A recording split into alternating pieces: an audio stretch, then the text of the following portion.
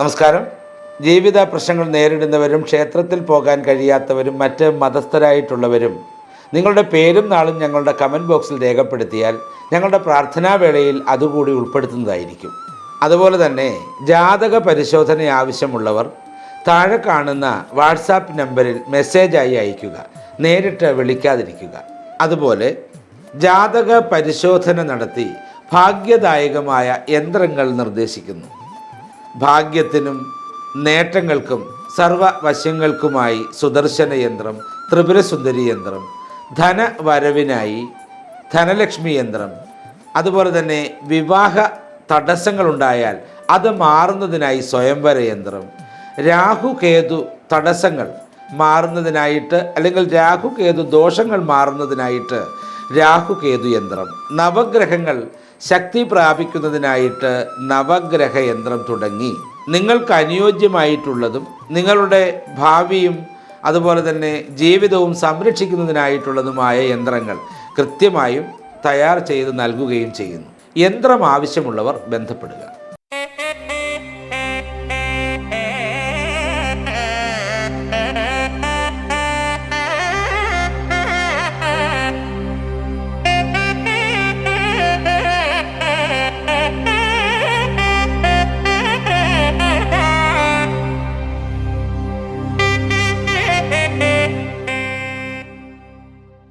നമസ്കാരം. സുദർശന TV ചാനലിലേക്ക് സ്വാഗതം. ഓം ഗജാനനം ഭൂതഗണാതിസേവിതം കവിധ്വജംബുവരസാരഭക്ഷിതം ഉമാസുതം ശോകവിനാശകാരണം നമാമി വിഘ്നേശ്വരപാദപങ്കജം. ഓം ഹരി ഓം. ഓം വിഘ്നേശ്വര മഹേശ്വര. ഓം ഗണപതി സുബ്രഹ്മണ്യ സ്വാമി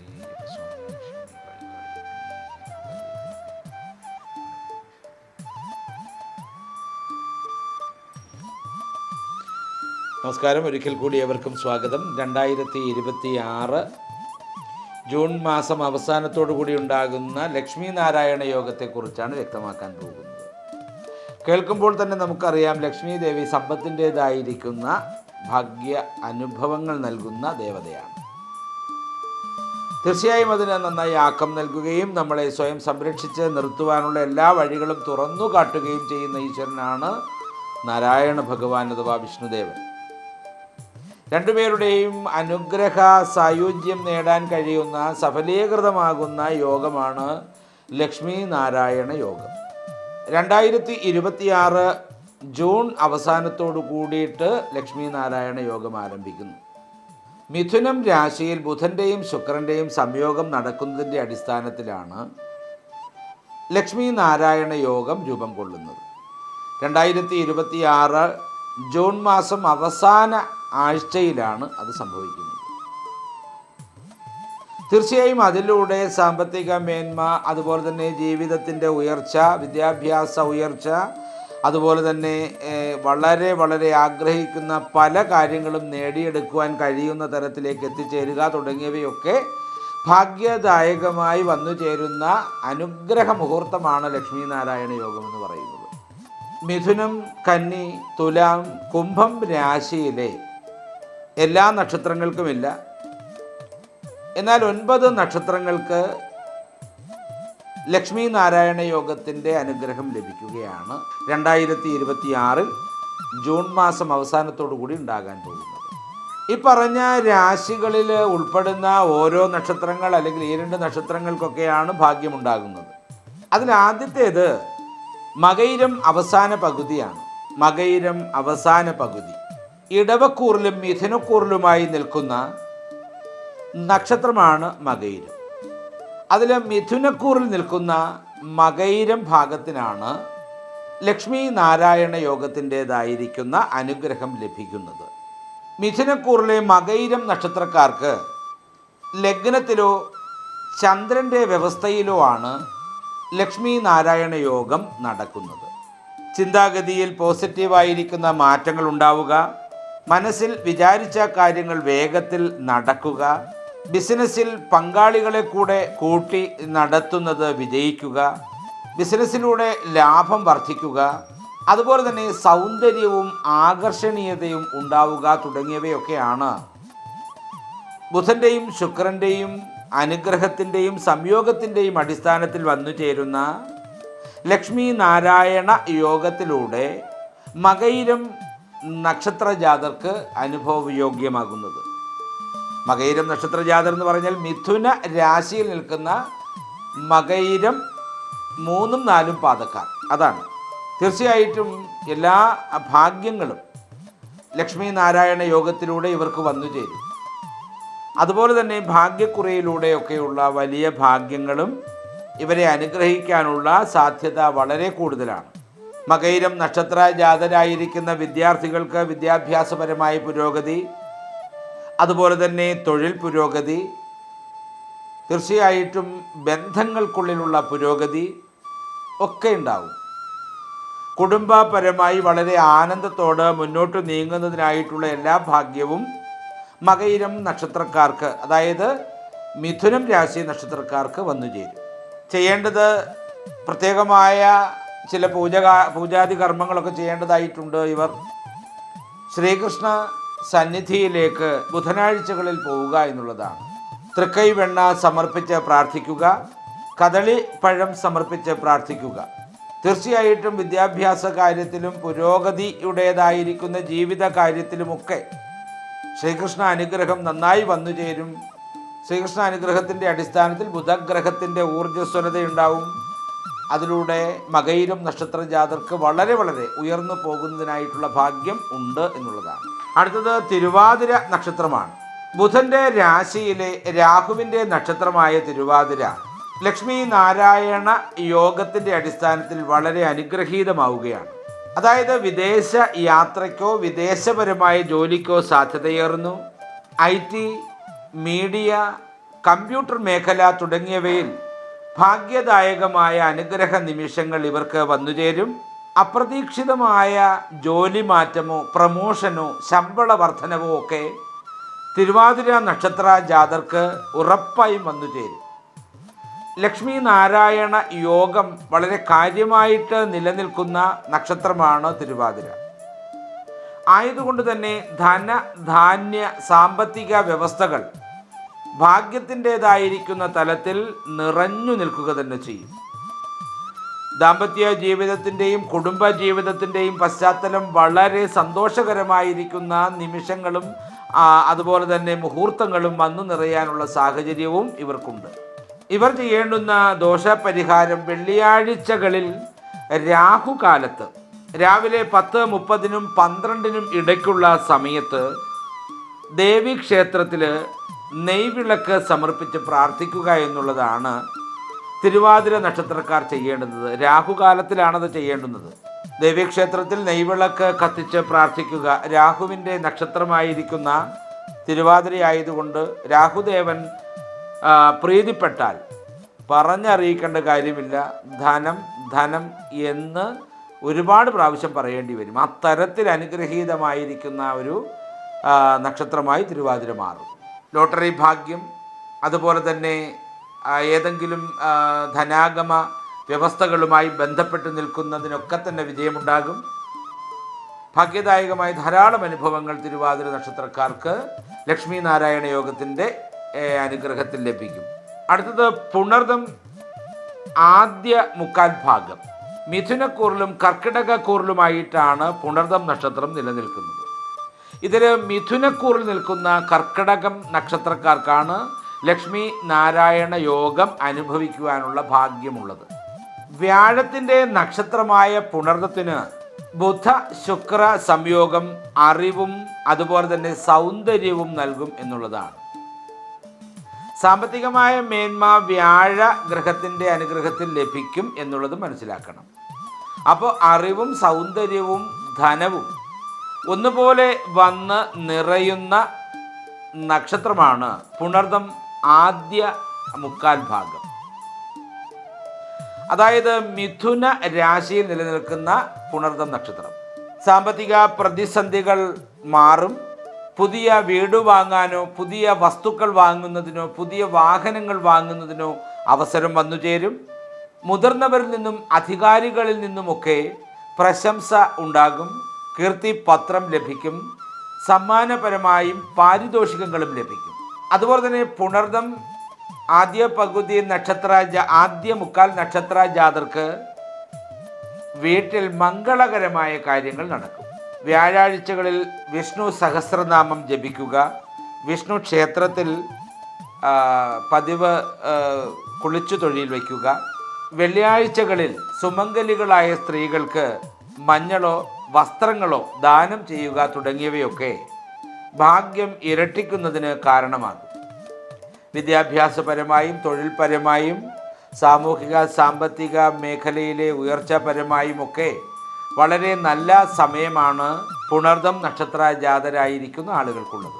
അടുത്തത് ഉത്രം നക്ഷത്രത്തിൻ്റെ അവസാന മുക്കാൽ ഭാഗമാണ്. ചിങ്ങക്കൂറിലും കന്നിക്കൂറിലുമായിട്ടാണ് ഉത്രം നക്ഷത്രം നിലനിൽക്കുന്നത്. അതിൽ കന്നിക്കൂറിൽ നിലനിൽക്കുന്ന ഉത്രം മുക്കാൽ ഭാഗത്തിനാണ് ലക്ഷ്മി നാരായണ യോഗത്തിൻ്റെതായ ഭാഗ്യം ലഭിക്കുന്നത്. കന്നി രാശിയിൽ വരുന്ന ഉത്രം നക്ഷത്രക്കാരുടെ 10ാം ഭാവം അഥവാ കർമ്മഭാവത്തിലാണ് ലക്ഷ്മി നാരായണ യോഗം നടക്കുന്നത്. പ്രത്യേകത എന്താണെന്ന് ചോദിച്ചാൽ ഉദ്യോഗാർത്ഥികൾക്ക് തീർച്ചയായും ജോലി ലഭിക്കും, ഒരു സംശയവും വേണ്ട. തൊഴിൽ ആഗ്രഹിക്കുന്ന ഉത്രം നക്ഷത്ര ജാതരായിരിക്കുന്ന, അതായത് കന്നിക്കൂറിൽ പിറന്ന ഉത്രം നക്ഷത്ര ജാതരായിരിക്കുന്ന ആളുകൾക്ക്, യുവതി യുവാക്കൾക്ക് തീർച്ചയായിട്ടും ജോലി ലഭിക്കുക തന്നെ ചെയ്യും, ഒരു മാറ്റവും വേണ്ട. ഒന്നുകിൽ ഗവൺമെൻറ് ജോലിയാകാം, അതല്ലെങ്കിൽ വിദേശത്തേക്ക് പോകാനുള്ള അവസരമാകാം, അല്ലെങ്കിൽ വളരെ വളരെ ടെക്നോളജിക്കൽ പരമായിട്ട് നിലനിൽക്കുന്ന മേഖലയിൽ ഉദ്ദേശിക്കുന്നതിനും അപ്പുറത്തേക്ക് സാലറി വാങ്ങിക്കൊണ്ടുള്ള ജോലിയായിരിക്കാം. എന്തായാലും ലക്ഷ്മി നാരായണ യോഗത്തിൻ്റെ അടിസ്ഥാനത്തിൽ 2026 ജൂൺ അവസാന ആഴ്ച മുതൽ അടുത്ത 2027 ജനുവരി 30 വരെയുള്ള സമയത്തിനുള്ളിൽ ഇവർക്ക് തൊഴിൽ ഉറപ്പായും ലഭിക്കും.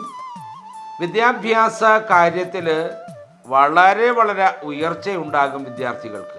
അതുപോലെ തന്നെ ഔദ്യോഗിക രംഗത്ത് ധാരാളം അധികാരങ്ങളും ഉത്തരവാദിത്തങ്ങളും ഒക്കെ വന്നു ചേരും. പിതാവിൽ നിന്നോ പിതൃതുല്യവരായവരിൽ നിന്നോ ധാരാളം ധനവും അതുപോലെ തന്നെ സാമ്പത്തിക മേന്മയും വന്നു ചേരും. സമൂഹത്തിൽ ഉയർന്ന പദവി അല്ലെങ്കിൽ നേതൃത്വ സ്വഭാവവുമുള്ള വ്യവസ്ഥകളൊക്കെ വന്നു ചേരാനുള്ള ഭാഗ്യവും ഉത്തരം അവസാന പാദ വ്യവസ്ഥകൾക്ക് കാണുന്നുണ്ട്. ഞായറാഴ്ചകളിൽ സൂര്യഭഗവാന് ജലമർപ്പിച്ച് പ്രാർത്ഥനകൾ സമർപ്പിക്കുക, ആദിത്യ ഹൃദയ മന്ത്രം ജപിക്കുക, സൂര്യ നമസ്കാരം ചെയ്യുക തുടങ്ങിയവയൊക്കെ ഭാഗ്യദായകമായ അനുഭവങ്ങൾ വർദ്ധിപ്പിക്കുന്നതിന് കാരണമാകും. അടുത്തത് അത്തം നക്ഷത്രമാണ്. ബുധന്റെ രാശിയിൽ ചന്ദ്രന്റെ നക്ഷത്രമായ അത്തം നക്ഷത്രക്കാർക്ക് മനസ്സിനും ശരീരത്തിനും ഒന്നുപോലെ സുഖം ലഭിക്കുന്ന സമയമാണ് ലക്ഷ്മി നാരായണ യോഗത്തിലൂടെ വന്നു ചേരുന്നത്. അതുപോലെ തന്നെ വിട്ടുമാറാത്ത രോഗങ്ങളിൽ നിന്ന് മുക്തി നേടും, എടുത്തു പറയാൻ കഴിയുന്ന കാര്യമാണ്.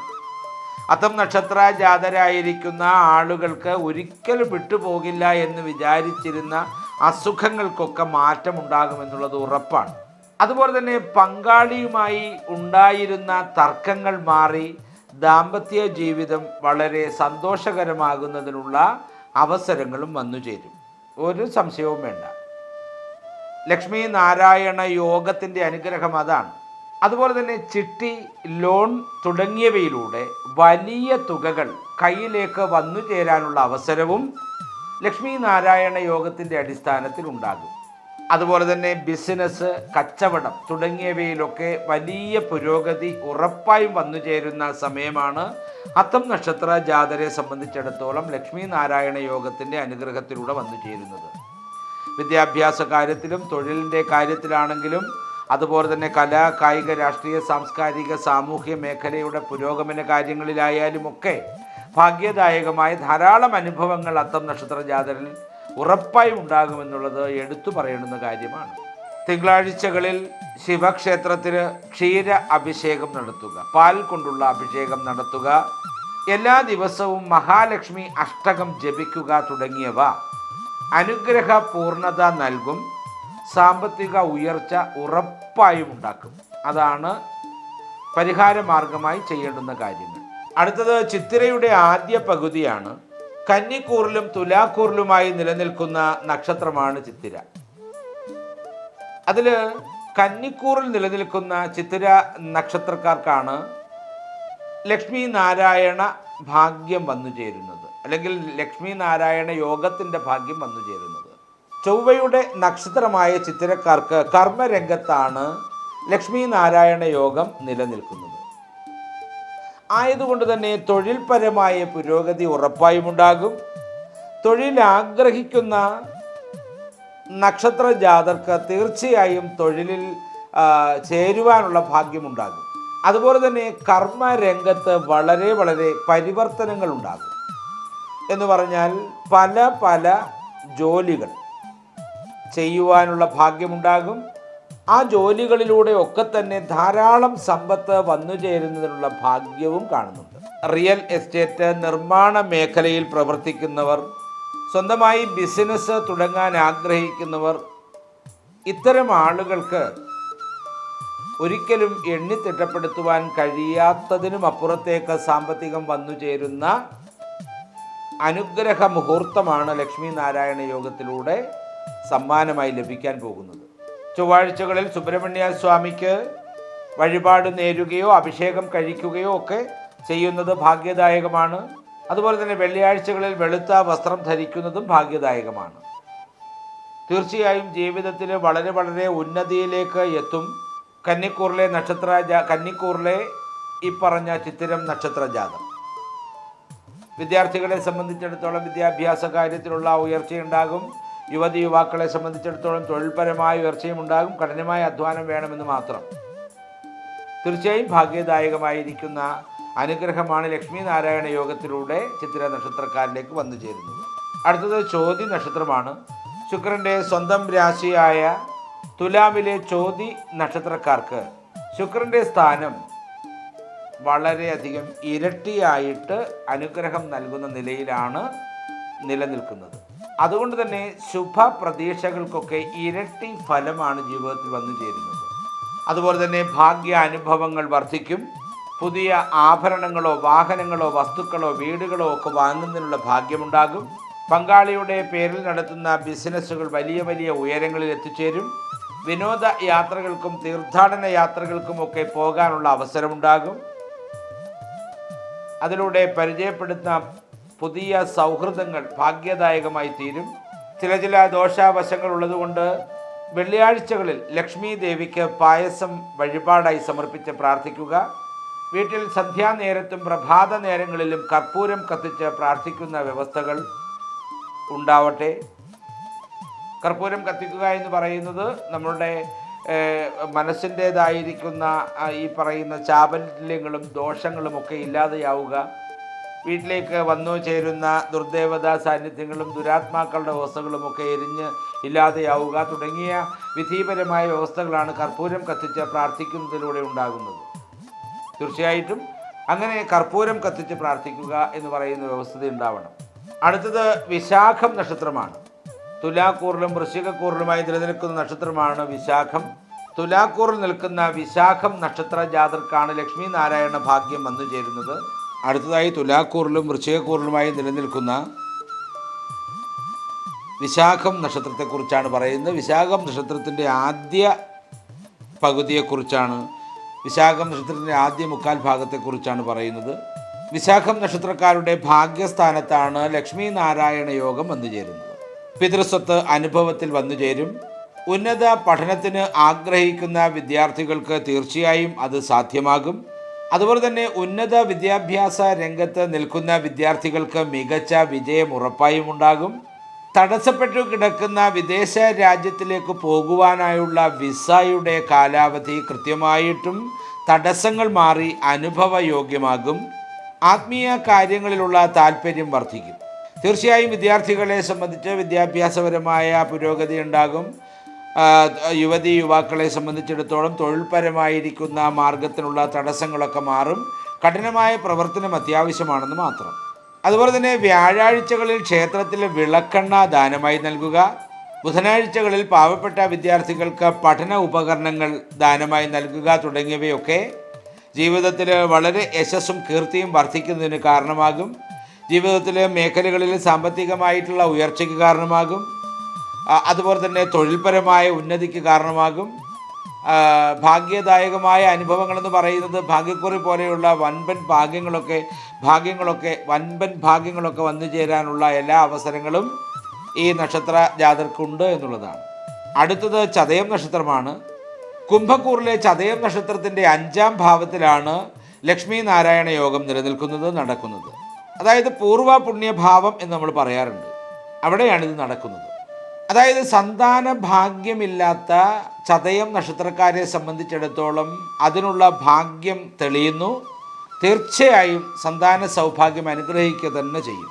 വളരെ ഭാഗ്യദായകമായ ധാരാളം അനുഭവങ്ങൾ ചതയം നക്ഷത്രക്കാരെ സംബന്ധിച്ചിടത്തോളം ലക്ഷ്മി നാരായണ യോഗത്തിലൂടെ വന്നു ചേരും.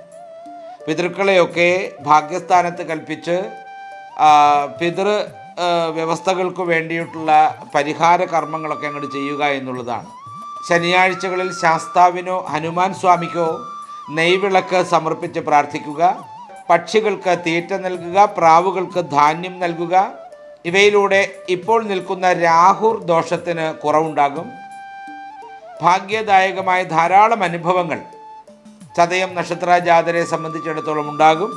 വിദ്യാഭ്യാസപരമായ പുരോഗതി, തൊഴിൽപരമായ പുരോഗതി, അതുപോലെ തന്നെ കലാ, കായിക, സാമൂഹിക, രാഷ്ട്രീയ രംഗത്തെ നേതൃത്വ വ്യവസ്ഥകൾ, അതിലൂടെ ഉണ്ടാകുന്ന കീർത്തികൾ, അതിലൂടെ ഉണ്ടാകുന്ന സമ്മാനങ്ങൾ തുടങ്ങിയവയ്ക്കെല്ലാം കാരണമാകുന്ന അനുഗ്രഹം നൽകുന്ന ഒന്ന് തന്നെയാണ് ലക്ഷ്മി നാരായണ യോഗം എന്ന് പറയുന്നത്. തീർച്ചയായും ലക്ഷ്മി നാരായണ യോഗത്തിലൂടെ ഇപ്പറഞ്ഞ 9 നക്ഷത്ര ജാതർക്കും അനുഭവ ഭാഗ്യമുണ്ടാവട്ടെ എന്ന് ഈശ്വരനോട് പ്രാർത്ഥിച്ചുകൊണ്ട് നിർത്തുന്നു. നന്ദി, നമസ്കാരം.